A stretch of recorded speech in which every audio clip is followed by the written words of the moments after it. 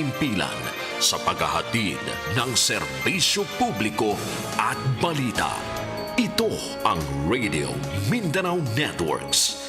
Higit 6 na dekada sa paglilingkod sa masang Pilipino.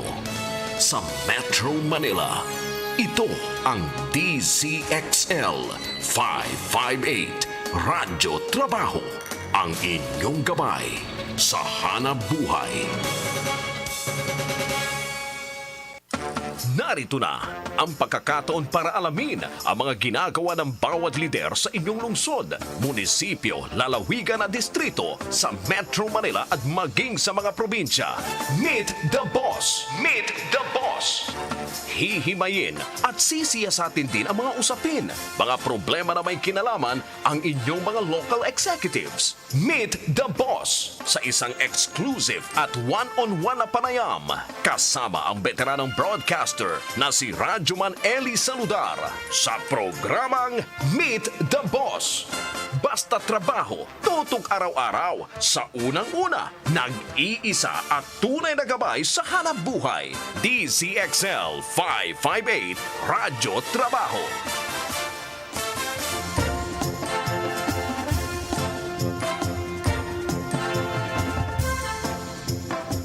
Good morning!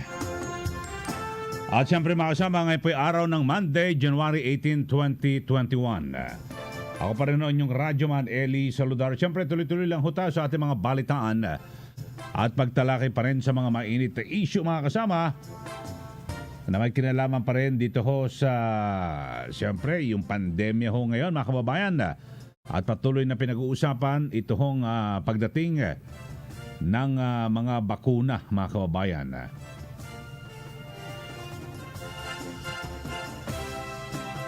At samantala mga kasama, siyempre tayo po'y makikipagpanayam din sa mga taong nasa likod ng mga mainit na balita na may kinalaman pa rin siguro dito po sa bakuna mga kababayan. At samantala, nako ngayon may mga binabanggit ho. May binabanggit ho ang Malacanang na posibleng matagal lang pa raw ito hong mas maraming gustong kumuha na AstraZeneca. Ano kaya totoo ang sinasabi? Baka hindi lang, baka umabot pa ng next year. Dahil sa dami raw ho, talagang dami raw umu-order Kasi ito po yung napaulat na mura.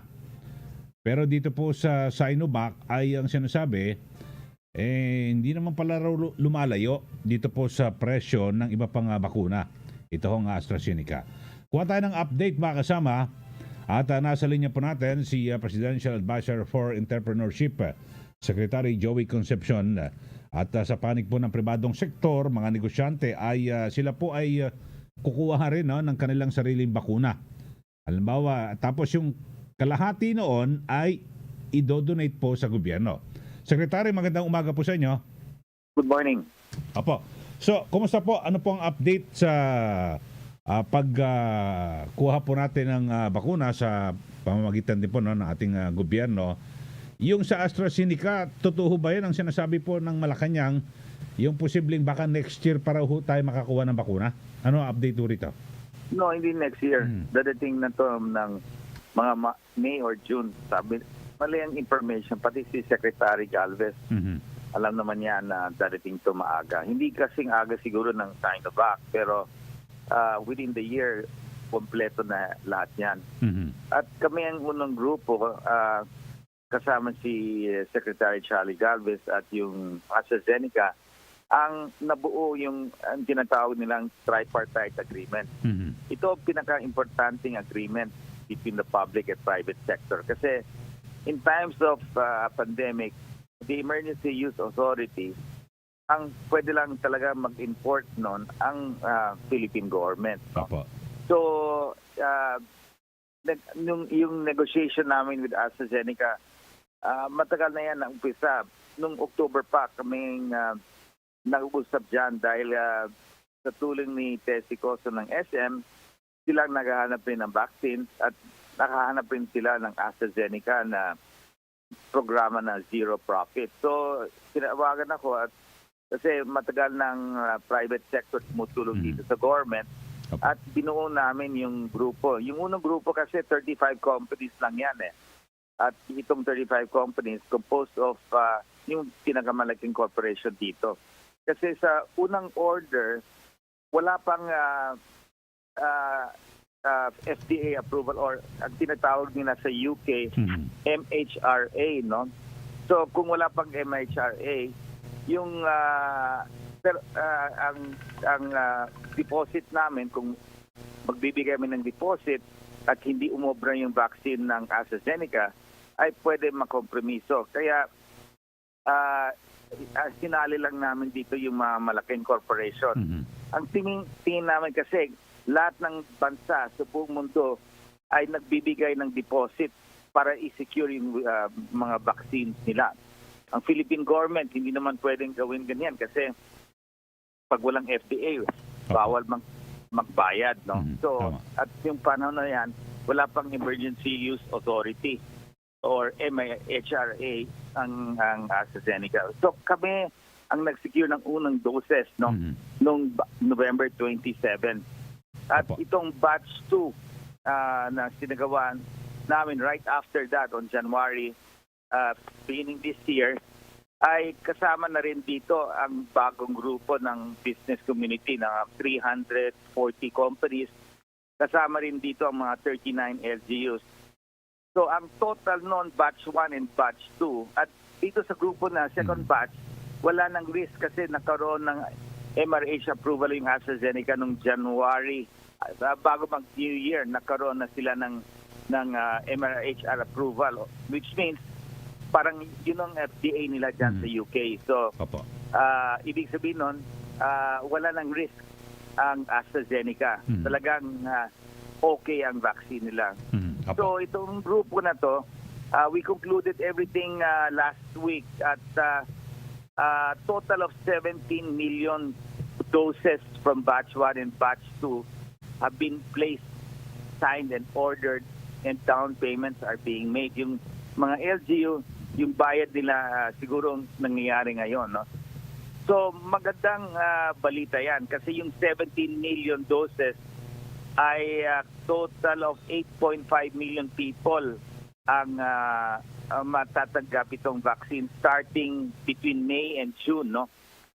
Galing sa Thailand itong vaccines na yung manufacturing facility ni AstraZeneca. Opo. So, Secretary, mga ilan ho ba ito sa panig ng pribadong sektor? Mga ilang doses po ito na bakuna? Total of 17 million doses. About 6 million galing sa private sector at yung balance na 11 million para sa LGU, no? Combined 17 million doses. So, divided by 2 yan kasi 2 doses to a person. So, 8.5 million doses. So, sa private sector kasi kalahati ng binigay namin, yung buong doses na binili namin, kalahati pupunta yan sa mga empleyado namin. No? Yun ang arrangement namin. So, at yung kalahati, syempre pupunta dito sa mga frontliners ng bansa natin, mga healthcare workers. No? So, yun ang so far at this point. Now, humingi pa kami ng kung pwede pa may allocation yung AstraZeneca kasi mataas ang demand sa mga private sector at LGUs, no? At this point. So, yung sinusunod namin kasi yung tripartite agreement na umpisan namin with Secretary Charlie Galvez at yung pharmaceutical company. No? So, Secretary, dito ho mula po sa pribadong sektor, pwede ho kayang malaman kung ano-ano mga kumpanya po ito para siyempre di ba magsilbing rin modelo sa iba pang mga kumpanya na dapat po tumulong po sila sa gobyerno. Lahat ng kumpanya katulad ng SM, yung mga malls nila, PTO, mga bangko dito kay Ayala, lahat ng mga kumpanya nila sumali dito. Halos 450,000 vaccines ang pinili nila. Yung SM, I think abot ng 300,000. Razon Group, yung ICPSI, mga ganyan rin, 300,000. Kay Lucio Tan, ganyan karami rin. Halos umabot yan ng 200,000. Sila Metrobank, Alfred T, Vivian Ascona ng Mercury Drug, yung mga ibang grupo rin dyan ang sumali.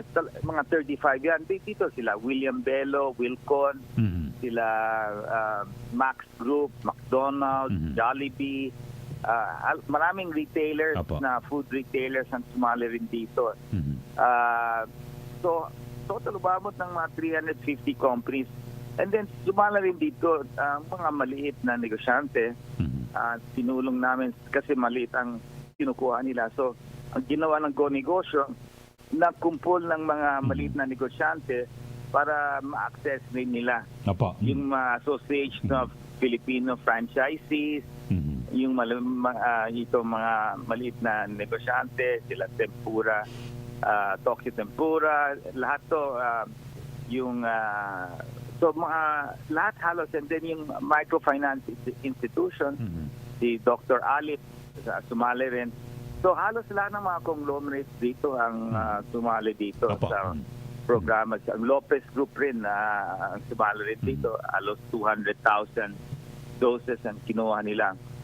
So halos lahat ng mga malaking corporation at yung mga medium-sized corporation at yung mga maliit na negosyante sumali rin dito. So mas marami rin So yung Kwok Group sumali rin dito. So, at least, ang dami. Hindi So, okay, ang dami ko pala. Na lahat. Pero, Secretary, at siyempre maganda yan, at least yung mga malls, yung mga mamimili, medyo kampante po sila na yung mga, di ba, yung mga nagtitinda huron, mga sales lady o kung ano man, kanilang mga empleyado, bakunado. So, at least, magbibigay po ito ng kumpiyansa sa tao. Pero, ano ho ba ang usapan ho rito sa mga korporasyon o kumpanya na ito? Magiging mandatory po ba ito sa kanilang mga empleyado? Kasi, di ba lumalabas po ngayon sa survey na talagang marami po ang ayaw magpabakuna. Yung iba naman ay talagang namimili pa sa bakuna kasi iba naman nag-aalangan dahil sa minadali po talaga itong paggawa ng bakuna. So, sa panig po ng pribadong sektor, paano ho ang pagbabakuna ho rito? Mandatory po ba ito? Apo. Kung may video si Dr. Fauci ng Amerika, isang epidemiologist na magaling, no? Kahit madali ang ginawa nila, itong teknolohiya na ginagamit nila, lumang teknolohiya na rin yan. So, the scientific progress of developing vaccines are much faster today, no? At sa nakikita ko, itong mga na-approve ng kanilang bansa, yung FDA, yung MHRA, provided they have their approvals, yan ang importante, no? And yung sa tingin ko, itong mga medyo alanganin magbakuna, kulang lang sa information yan, no? Kulang lang. So, ang sinasabi ko kay Secretary Harry Roque, siguro dapat ang makita yung mga empleyado namin na yung mismong may-ari ang nagpabakuna. Yan ang importante, yung executives. Alam ko naman yung presidente gusto niya mauna yung mga mahirap na empleyado. At totoo yan ang importante. Pero kailangan natin bigyan ng kumpiyansa yung mga magbabakuna, yung mga empleyado, mga frontliners na safe sa ibang bansa. Si Indonesian President Jokowi, si Biden ng Amerika, halos lahat ng mga leaders na una dito sa bakuna para makita ng mga citizens nila na safe. At katulad sa company namin, mahirapan namin na sabihin sa mga tao na safe yung vaccine kung hindi kami kasali dito. So, kinakusap ko si Secretary Galvez na dapat yung mga senior management, mga may-ari ng corporation ay dapat makita ng mga empleyado nagpabakuna rin sila para sumunod rin lahat ng mga empleyado namin. Tama. Pero Secretary, at yun nga, binabanggit nyo, iba't ibang mga leader na, no? Indonesia, sa Singapore, si President-elect Joe Biden. So, halos lahat ng mga leader talagang ipinakita na sila po nagpaturok ng bakuna para sabihin na ito ay safe at talagang makatutulong para sa kanilang mga mamayan at siyempre sa ekonomiya. Dito po sa atin sa Pilipinas, alam naman natin popular po ang Pangulo, di po ba? So malaking tulong ito kung siya po ang unang magpapaturok ng bakuna para ipakita ho, no? At tumaas ang kumpiyansa ng mga Pilipino. Pabor ho kayo rito, Secretary, na mauna siya. Pakiulit. So pabor ho kayo at na si Pangulong Duterte mauna na magpabakuna dahil siya po ay popular ngayon at tiyak na ang mga tao kapag nakita ang Pangulo nagpabakuna, magsusunuran. Iba Pabor ho rin kayo. yan kasi pinaka-popular natin na liderato ngayon si President Duterte. Opo. At yung ibang dyan na kailangan yung kabinete, especially yung dapat si Secretary Charlie Galvez, DOH, dapat makita nila nagbabakuna. At yung mga may-ari ng korporasyon, no? Opo. Kung hindi, katulad ako, kung hindi ako magpabakuna, then sasabihin ng mga tao, ay baka hindi magaling itong vaccine na kinuhan ng pribadong sektor ng AstraZeneca. So, bakit tayo ang ginagawang una? Baka kala nila silang guinea pig, no?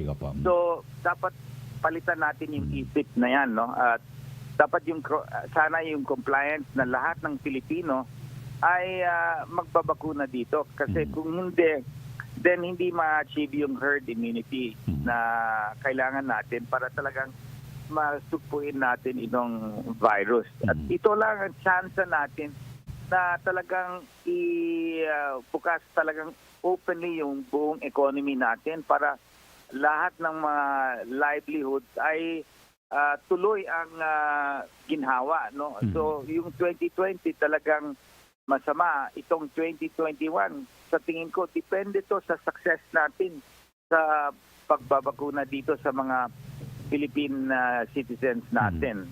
Kung hindi talagang mangyayari yan, then madidelay ang recovery natin. So dependent to sa dami ng vaccines na dadalhin natin. Itong sinasabi na Sinovac, ako, maski lampas ng 50%, ay okay na rin yan kasi mas okay may bakuna na efficacy na at least meeting WHO standards kaysa wala. No? So kung kulang ang supply natin, kinukuha natin lahat ng pwedeng maging supply. Kaya si Secretary Galvez talagang sumisikap na humingi ng mga pwedeng tumulong. Kaya itong private sector, itong Moderna, pinapasok ngayon ni Ricky Razon. Ang balita ko daw, mga 10 million doses ang ipapasok nila. So, lahat ng pwedeng kunin na passing WH standards, we should support. No? At yung presyo naman dito, sa tingin ko, yung AstraZeneca, yun ang pinakamababa ngayon. Kasi zero profit ang AstraZeneca. Pero yung ibang pharma companies, siyempre wala silang zero profit program, mas mataas yung vaccine price nila. So, okay lang yan, no? Ako, mas importante na may vaccine tayo dito kaysa wala. No? Tama po.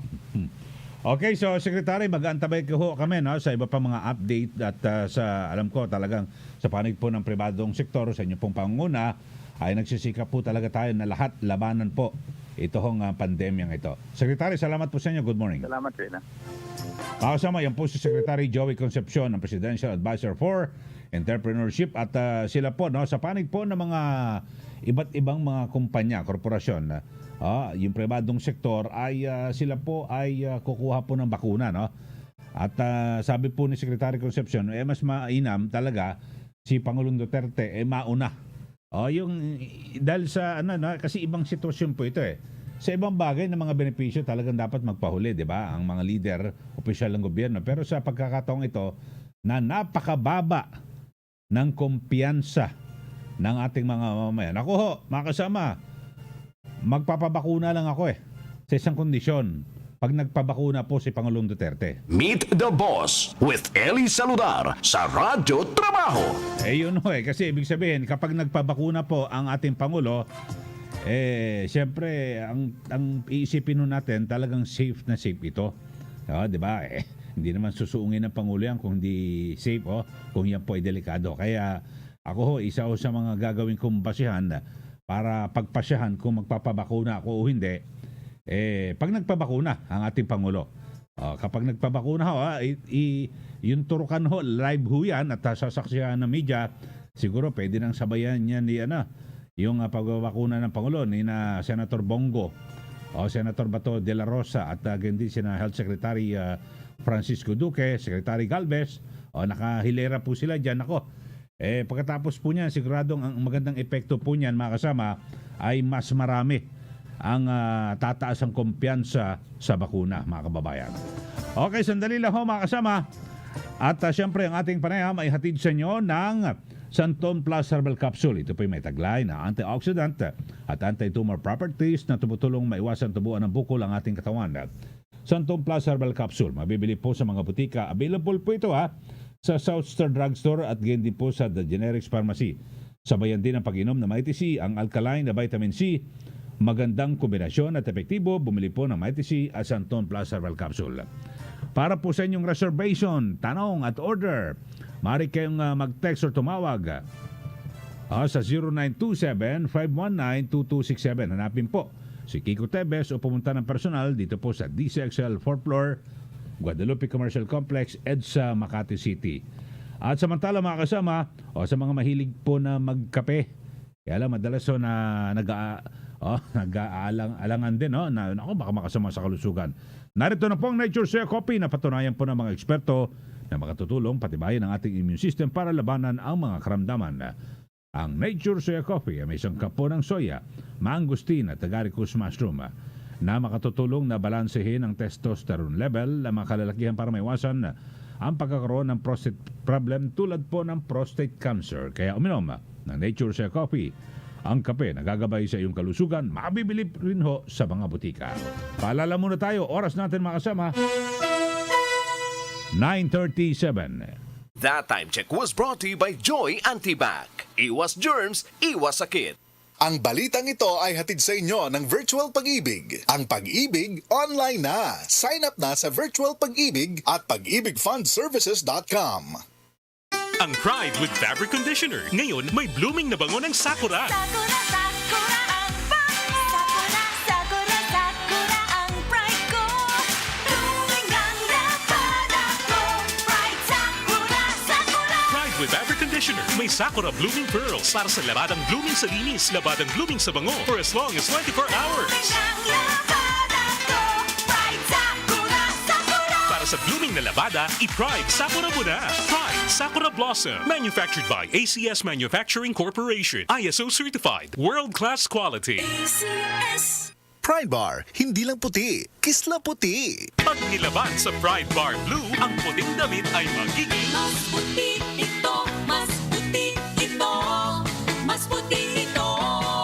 sa Pride Bar Blue. Pwedeng hindi na ako magtina, anyel o bleach dahil ang Pride Bar Blue ay may power whitener na nanunuot sa bawat hibla. Kaya ang damit ay kisla puti at panayan pa sa kamay. Puti ito, mas puti ito, mas puti ito. Pride Bar Blue with power whitener. Di lang puti, kisla puti. Pride Bar Blue. Manufactured by ACS Manufacturing Corporation. ISO certified. World-class quality. ACS. Para sa damit na ka-bloom sa bango, subukan ang Charm Fabric Conditioner. Charm, that corn, bangong kumaga-bloom. Charm, that corn, damit ay may bango ng salibong bulaklak. Charm Fabric Conditioner with Stay Fresh Technology. Damit ay ka-bloom sa bango. Charm, that corn, bangong kumaga-bloom. Charm, that corn, damit ay may bango ng salibong bulaklak. Charm Fabric Conditioner. Manufactured by ACS Manufacturing Corporation. ISO certified. World-class quality. ACS. Siguradong sasayangin yung tahanan sa hatid ng RMN Radyo Saya. Abangan at sumali sa live online trivia game contest ng RMN Radyo Saya sa RMN DZXL 558 Manila Facebook page para sa tsansang maglaro ng ruleta at manalo ng 100 to 300 peso cellphone load hanggang 500 peso cash. Kaya sali na! Hatid ng Cream Silk Standout Straight. Get healthy, beautiful hair. Kasama ang RMN DZXL 558 Manila. Visit RMN DZXL 558 Manila Facebook page for more details. Promo runs from January 3, 2021 to February 26, 2021 per DOH FDA CCRR permit number 0842 series of 2020. Ang pag-ibig na laging nariyan. Pansinin mo lang, di ka iiwan. Isang klik lang, handang ibigay ang hanap mo. Kasi ako ang virtual pag-ibig na kailangan mo. Simula savings hanggang sa loans, ipapakita ko lagi sa'yo ang status mo. Kung may kailangan kang malaman, bayaran, o kung kailangan mong mag-loan at humiram.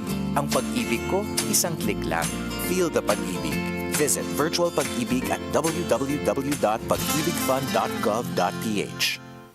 Hi! This is Ely Saludar, ang inyong fashion ambassador to the world. Mahaba-haba na rin ang lalakbay ko in my fashion career. I dress beauty queens and known celebrities. Na-curious ako sa MX3, so I tried. 2 years ko na itong tinitake kasabay ng proper diet at regular workout. Para sa akin, ang MX3 is like my beautiful creations. Fit for a queen anywhere in the world. Mahalagang paalala, ang MX3 capsule ay hindi gamot at hindi dapat gamiting panggamot sa anumang uri ng sakit.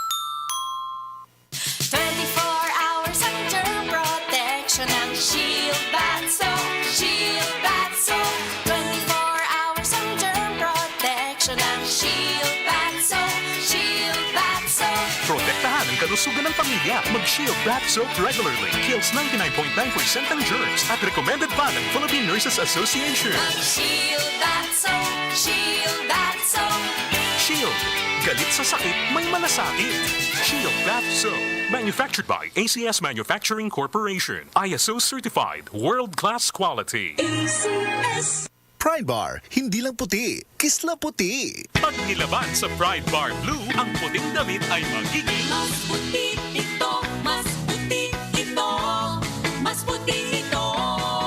sa Pride Bar Blue. Pwedeng hindi na ako magtina, anyel o bleach dahil ang Pride Bar Blue ay may power whitener na nanunuot sa bawat hibla. Kaya ang damit ay kisla puti at panayan pa sa kamay. Puti ito. Mas puti ito. Mas puti ito. Pride Bar Blue with power whitener. Di lang puti, kisla puti. Pride Bar Blue. Manufactured by ACS Manufacturing Corporation. ISO certified. World-class quality. ACS. Santon Plus Herbal Capsule. Ako si Joseph. 5 years na akong Santon Plus Herbal Capsule user. Walang ibang gamot na nakapagpagaling sa aking cirrhosis of the liver, kundi Santon Plus Herbal Capsule lang. The best talaga. Santon Plus Herbal Capsule. Mabibili sa mga butika.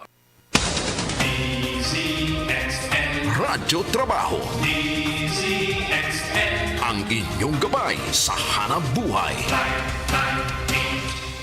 Meet the Boss with Ely Saludar sa Radyo Trabaho. Okay, balik po tayo mga kasama. Oras na po natin, 9:42 na po ng umaga.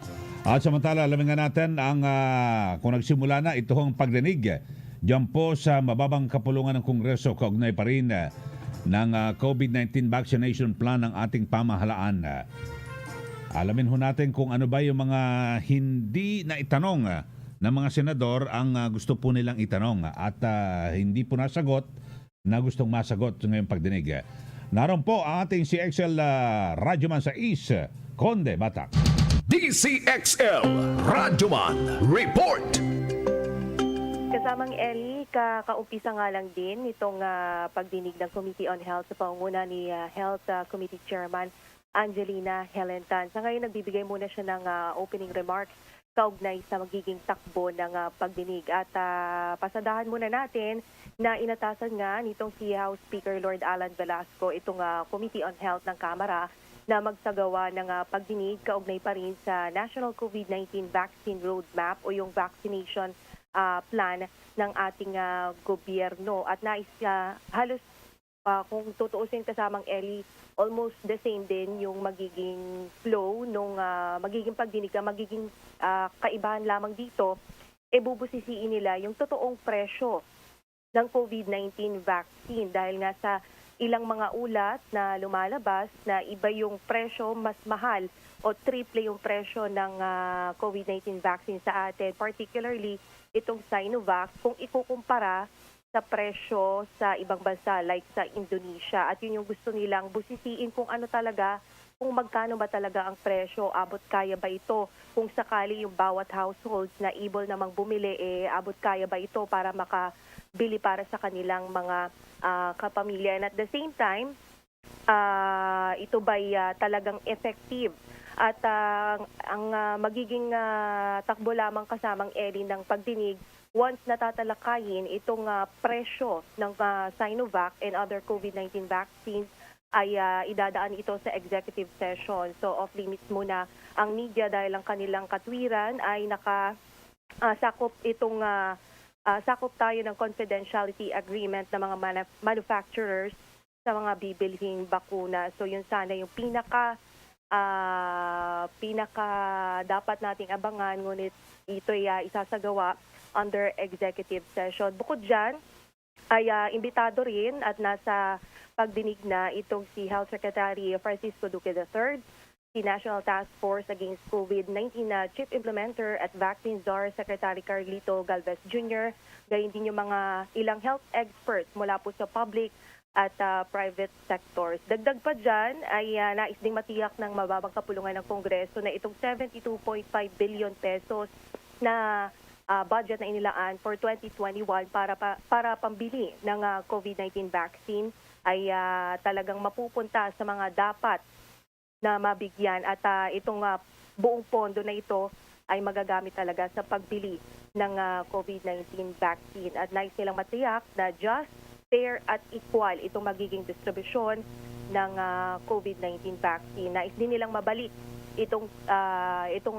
trust and confidence ng publiko pagdating sa pagbabakuna. At pakinggan na natin itong nagaganap na pagdinig sa House Committee on Health at nagsasalita ngayon itong si Committee on Health Chairman Angelina Helentan. And not to veer away to matters that are beyond today's agenda.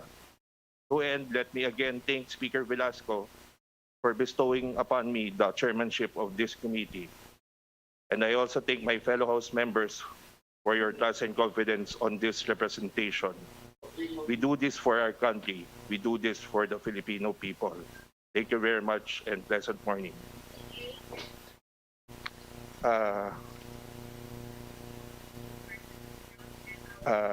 May we recognize the next sponsor of the House resolution, Congresswoman Cindy Bautista on Zoom for her sponsorship speech.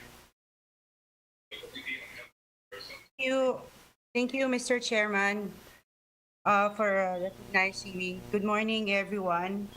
Mr. Chairman and honorable members of this August chamber, a pleasant morning to all of you.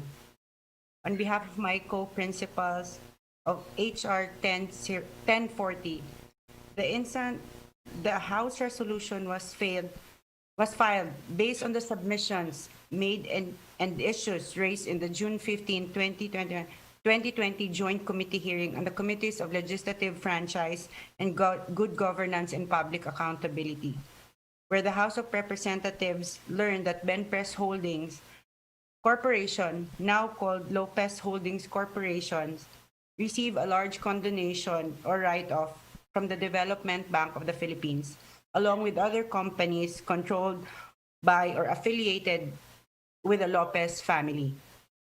It appears that the DBP loans condoned or written off by DBP may exceed the amount of 1.6 billion pesos, which otherwise should have accrued to the Philippine government. The details of this condonation or write-off are as yet to be known to the public at large, despite the fact that this particular transaction could have cost Filipino people 1.6 billion, money which could have been used for programs that would provide much needed help to the general public and the country, especially now in the midst of COVID. Considering the amount involved and the urgent need of funding for government programs to address the ongoing global pandemic, there is a genuine concern to determine if any of the wrongdoing was committed involved in this condonation. And I totally agree with you, Mr. Chair, in your speech a while ago, that this is a non-politics aside, and that we are tackling this really to just review policies and correct policies of DBP or any parties that could further injure our Filipino people. So may this hearing just clarify the matter for the Filipino people. hopefully, may we have a productive hearing today ahead of us. Thank you, Mr. Chair. Thank you, Honorable Bautista. Before we proceed further, let me recognize those present via Zoom. Representative Adrian Ebcas, Representative Florida Robes, Representative Gil Acosta Jr., Deputy Speaker Rose Marie Arenas, Representative Claudine Bautista, Representative Angelo Barba, Representative Alfredo Garbin Jr., Minority Leader Joseph Stephen Paduano, Representative Jose Antonio C. Alvarado, and Representative Pablo Ortega. Thank you again, Representative Bautista. Now, can we get the opening statement of our resource persons? First to start is the President of the Development Bank of the Philippines, Mr. Emmanuel Herbosa, who is now on Zoom for his opening statement.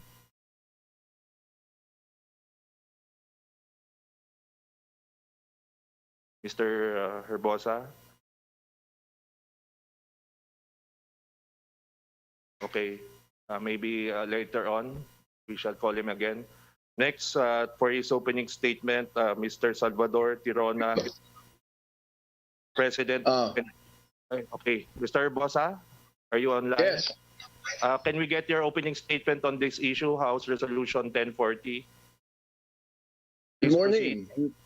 Good morning, and thank you, Mr. Chair, for the opportunity to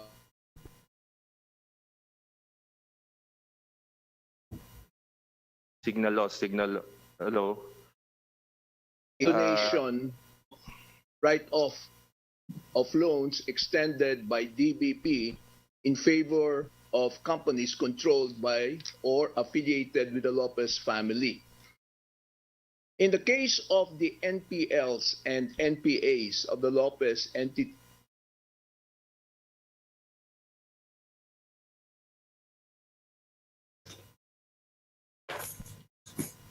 in the regular course of business and disposed of by DBP pursuant to Republic Act 9182 entitled the Special Purpose Vehicles Act of 2002 as amended by RA 9343 and other applicable laws which authorize financial institutions like DBP to transfer NPLs and NPAs to the SP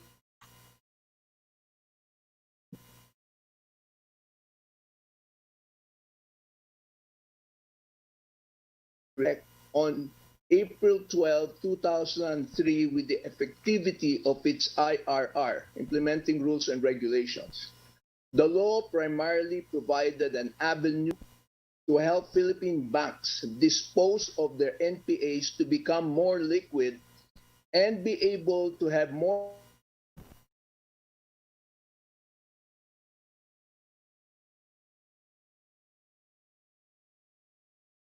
a lot of the banks have been weakened because of the financial crisis, which I believe was also global. So, the law also provided incentives and benefits such as tax exemptions and fee privileges, which encourage DBP to participate in the transactions under RA 91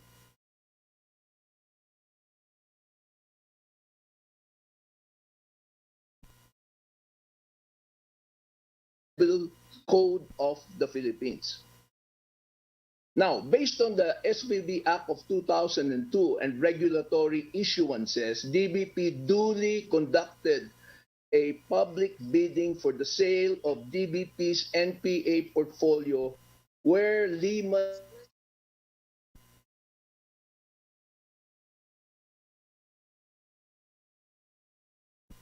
billion. Accordingly, DBP and Lehman Brothers Asia executed the asset sale and purchase agreement on October 16, 2006. On January 18, 2007, Lehman Brothers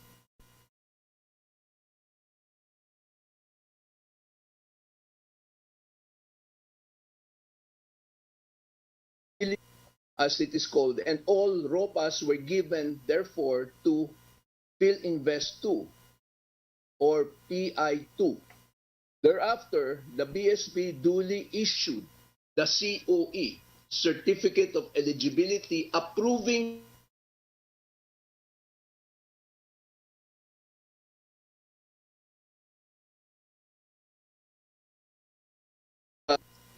the accounts of Lopez companies were among the properties transferred to the SPVs. Thus, the aforesaid bulk sale was conducted pursuant to the SPV law and other applicable laws. Moreover,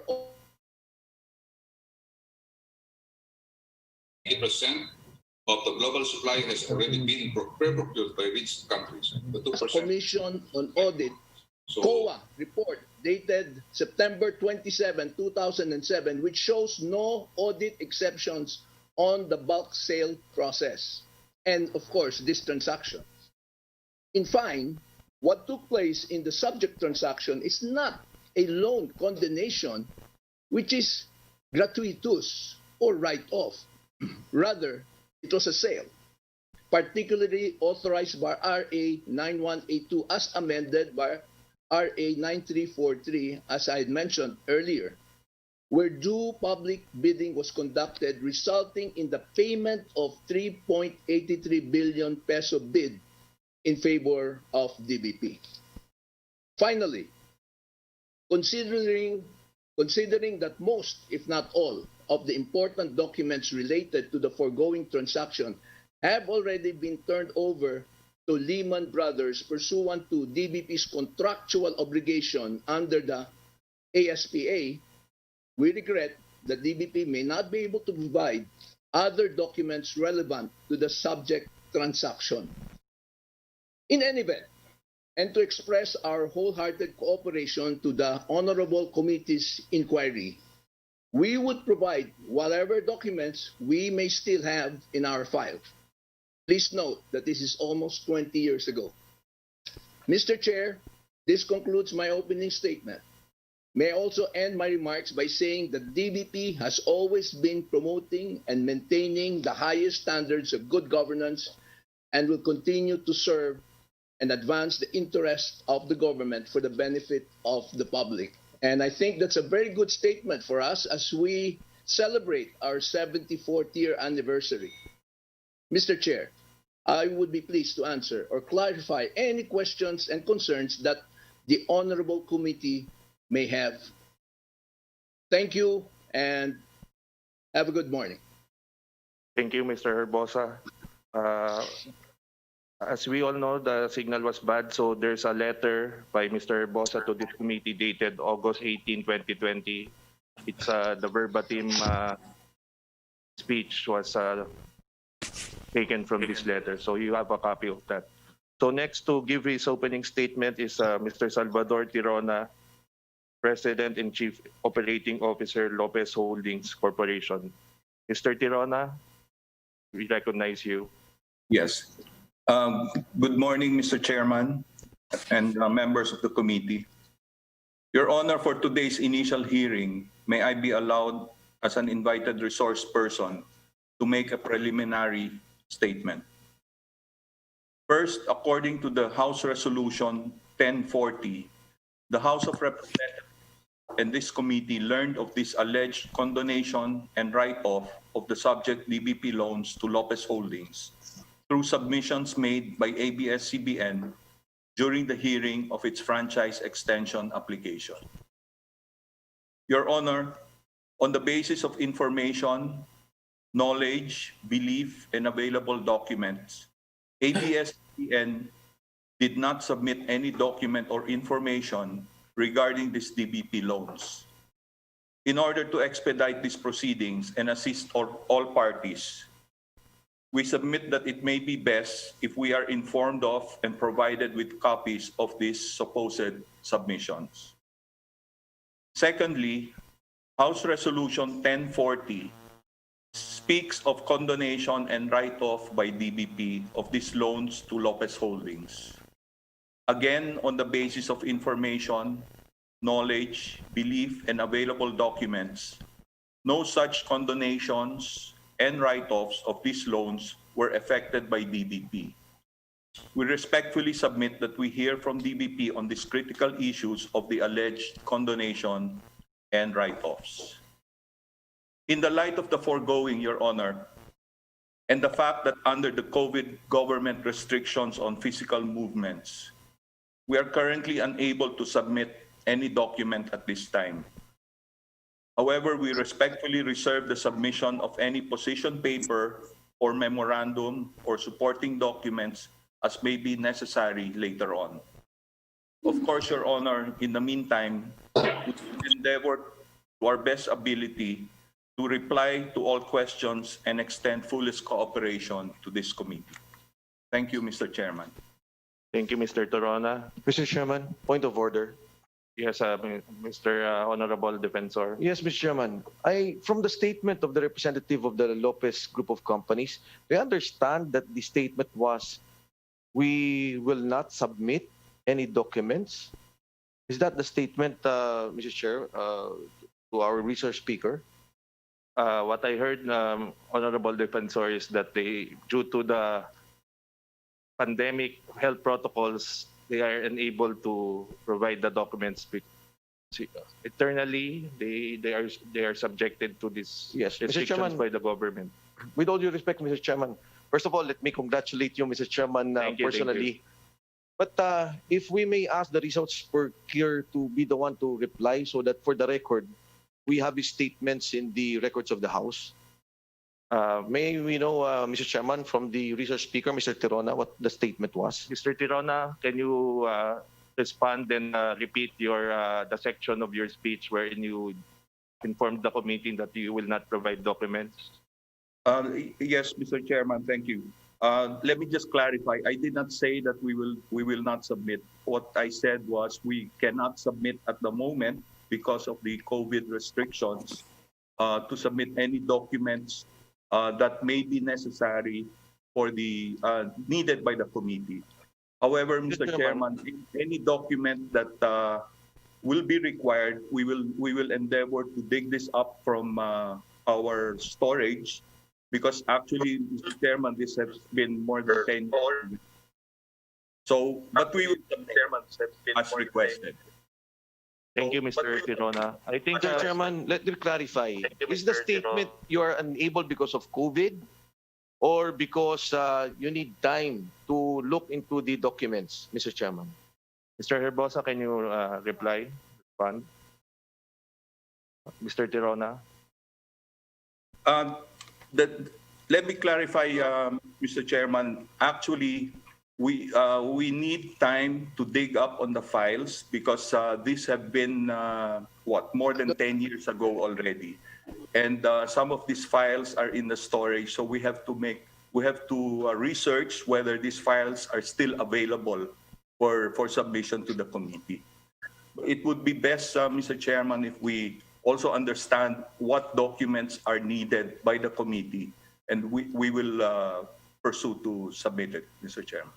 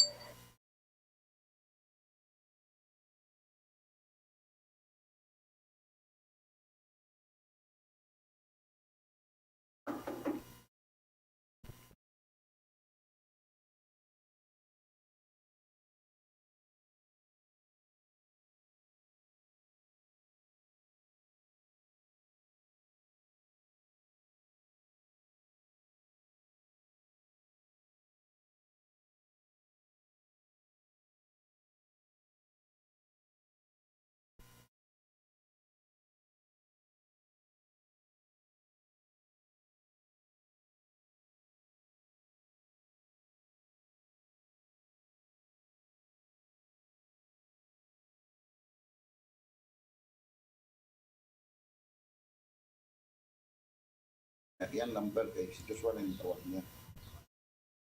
Mas well versed naman si Joshua, hindi mo consultant din ako.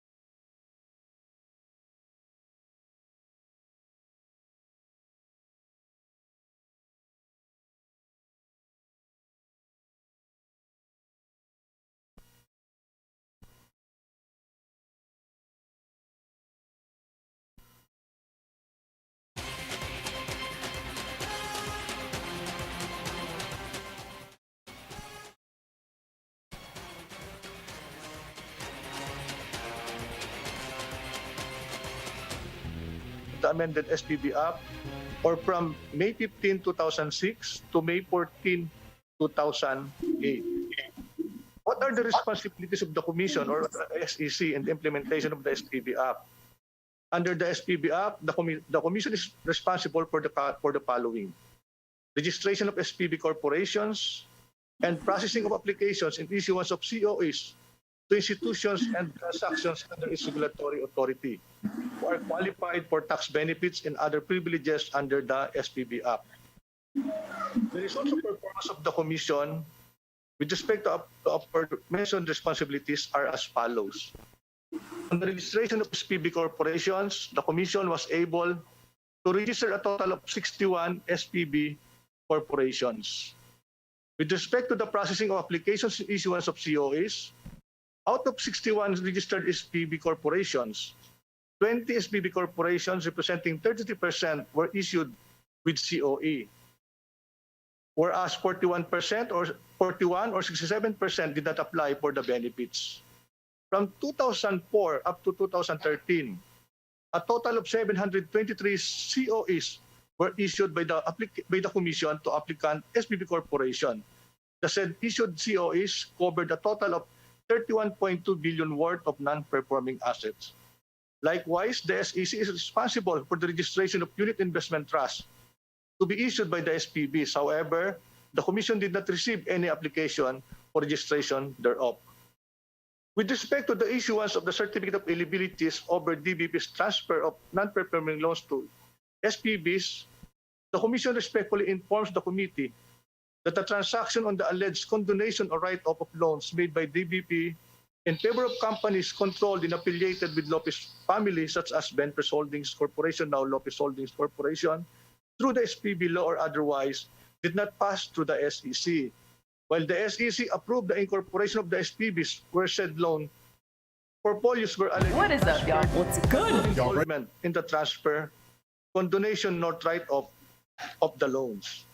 It is noted that the BSP is the appropriate regulatory authority for banks, from which the NPLs in subject investigation originated.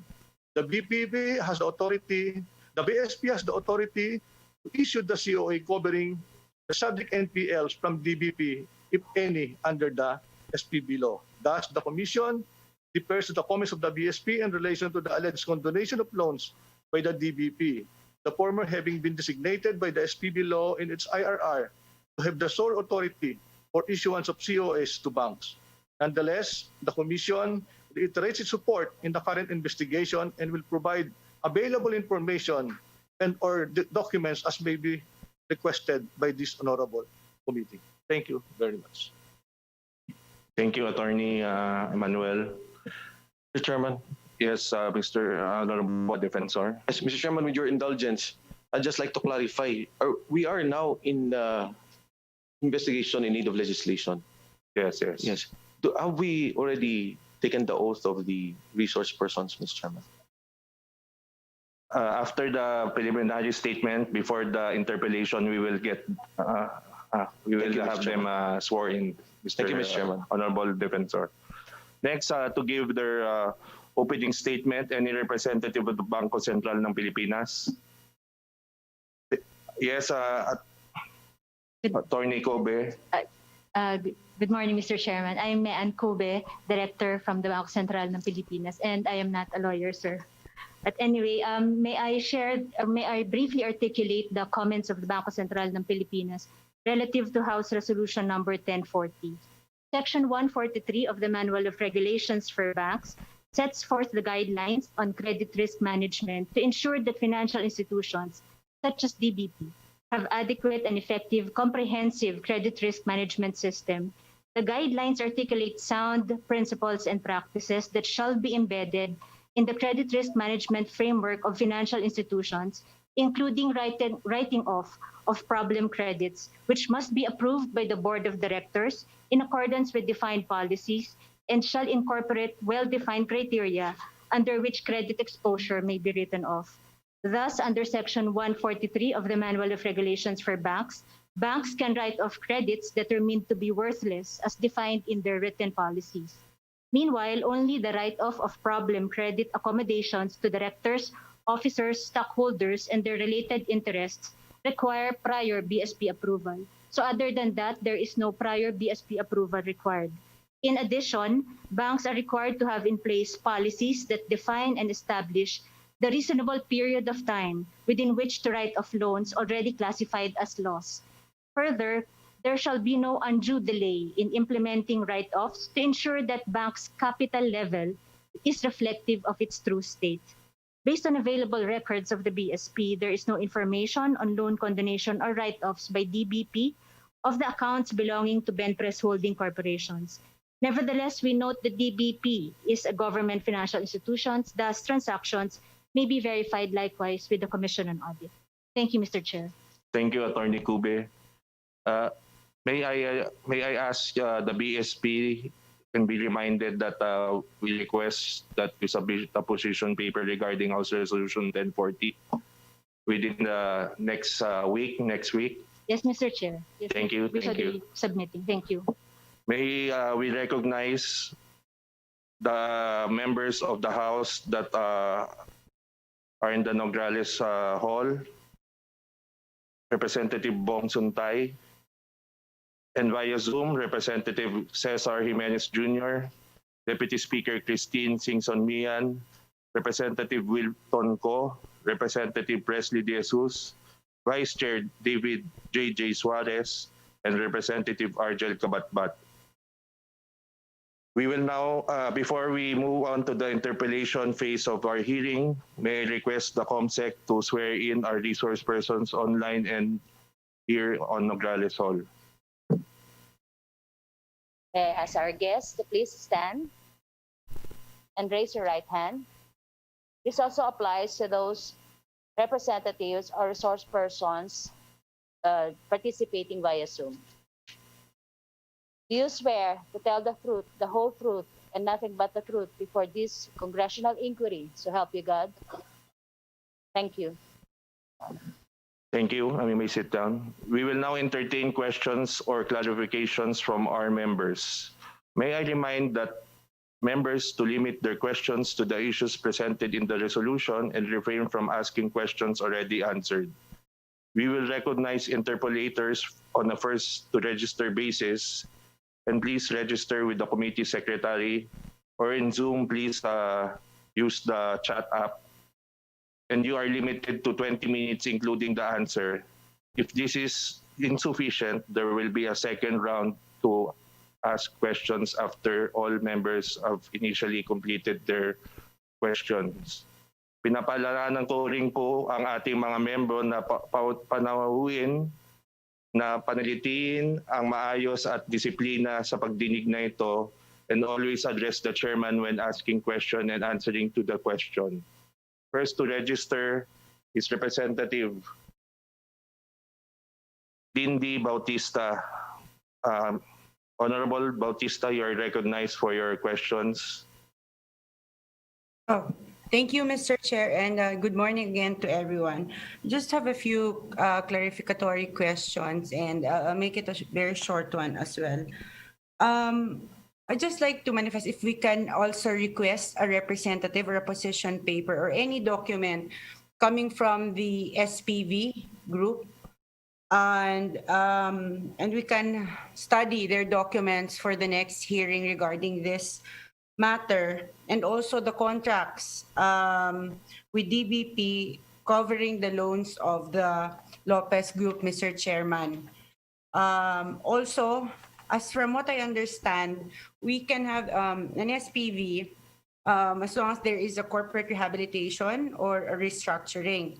So I just like to ask also from the Lopez Group Holdings, if they can submit a copy of the corporate rehabilitation plans of Maynilad Water, because from what I gather from information, they went through a corporate rehabilitation last 2003 with Maynilad Water. Bayantel rehabilitation was in 2004, and Central CATV, the loan was restructured in 2004. So I would just like to ask for a copy of the corporate rehabilitation plan and the decision for this, Mr. Chair. Thank you. Study, Mr. Chair, for this hearing. Thank you, Honorable Bautista. May we request first the first part of the question of Honorable Bautista, the Development Bank, to please respond. Honorable Bautista, can you repeat the question for DBP?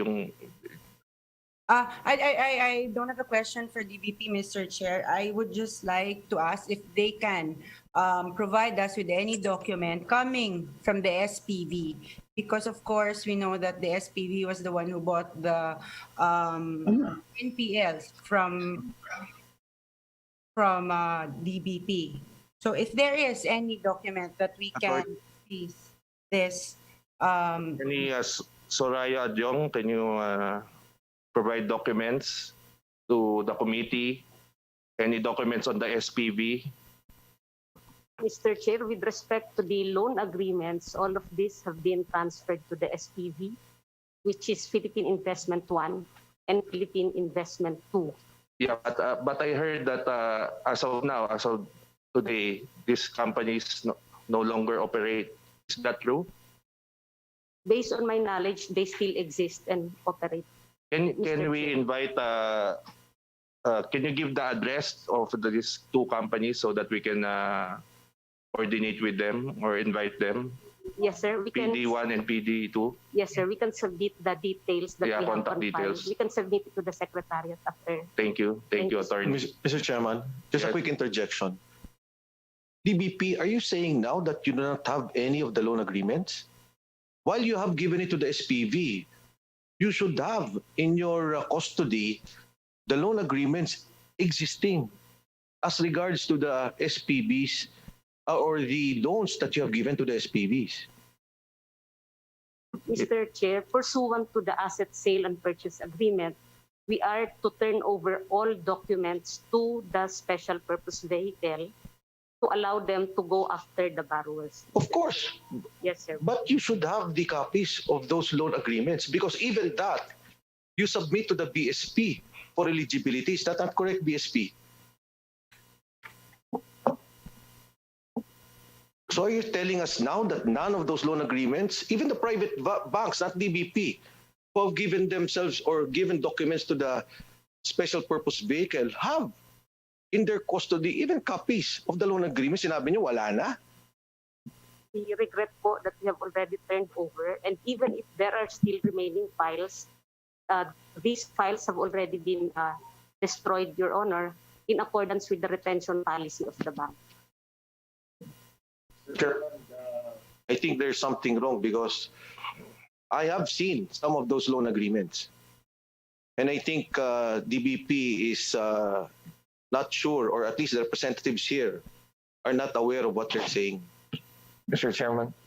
Honorable Bong Suntay, you are recognized. Thank you very much, Mr. Chairman. Mr. Chairman, I agree with the observation of the Congressman Mike Defensor. I also do not buy the reasoning being given.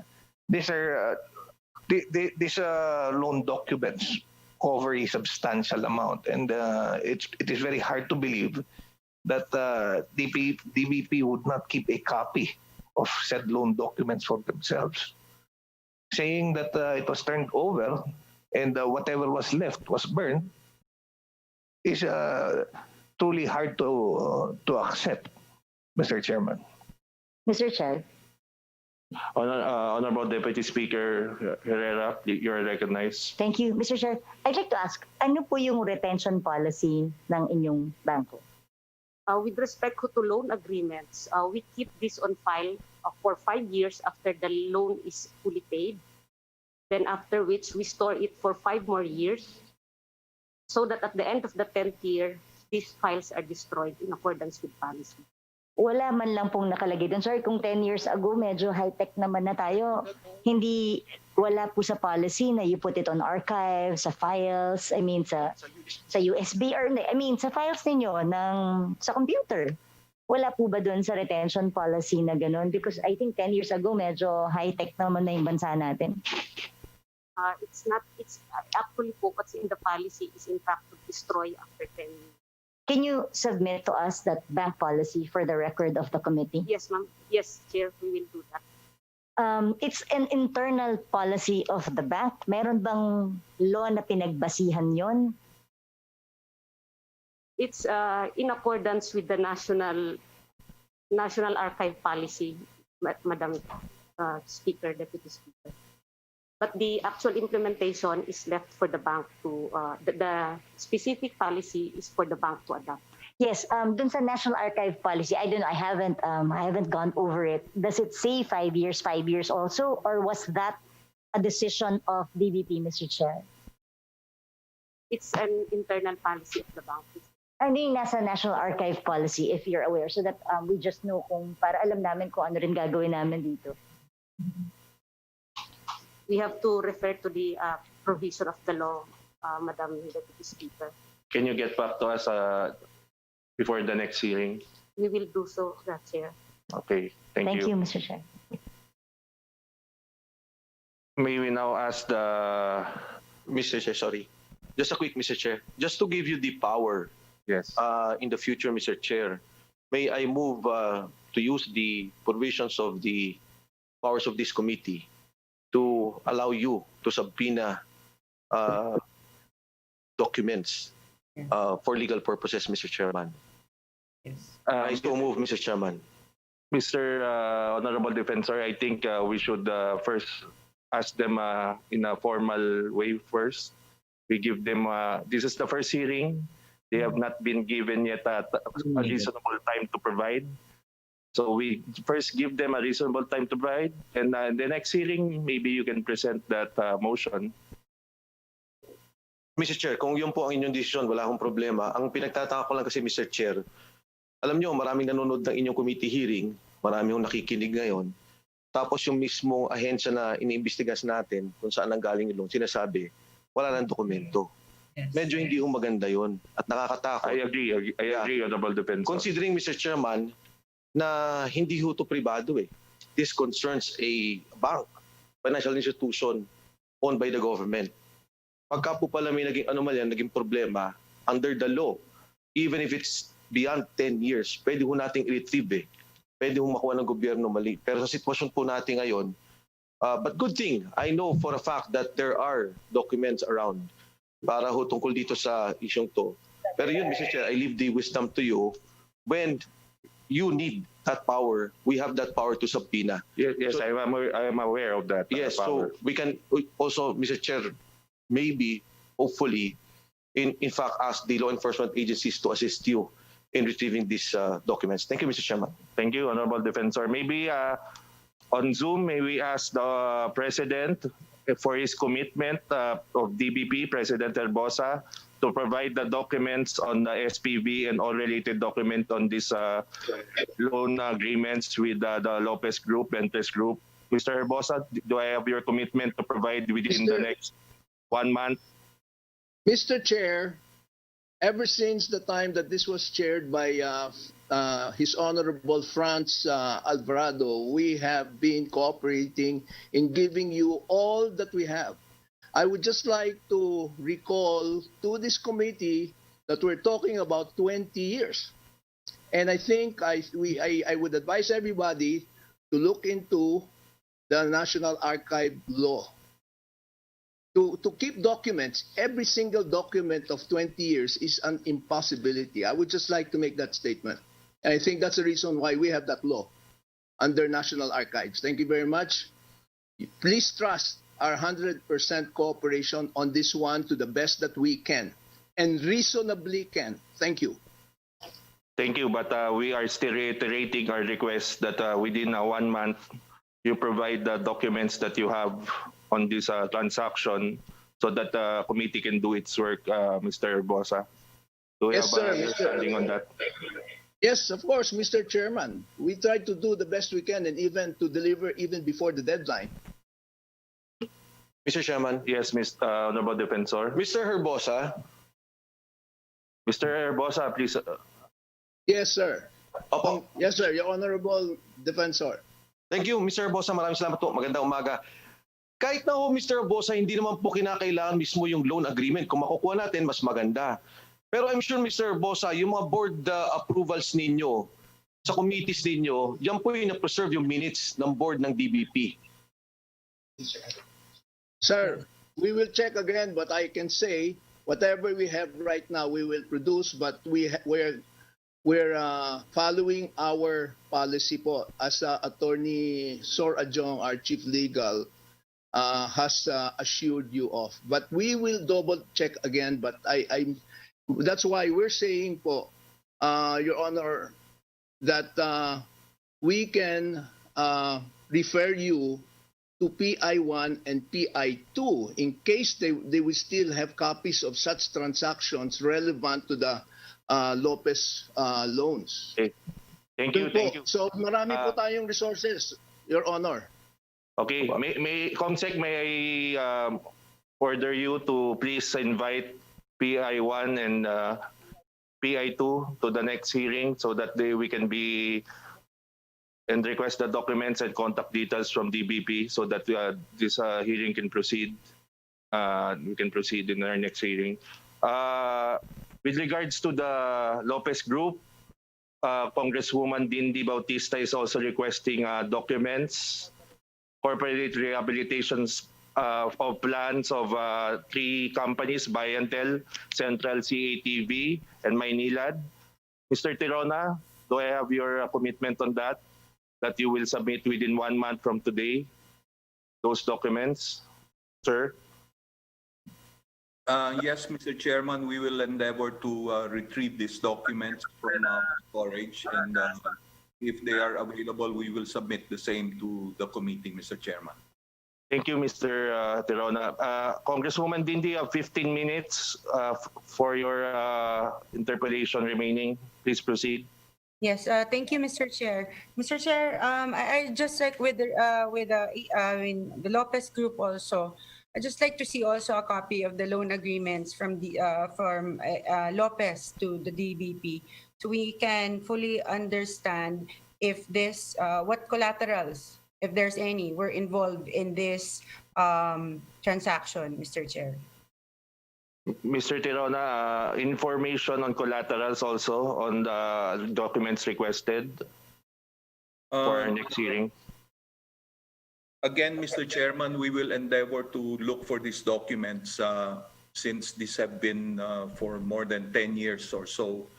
The other problem we have, Mr. Chairman, is the documents, the companies like Maynilad and Bayantel are no longer part of the Lopez Group, Mr. Chairman.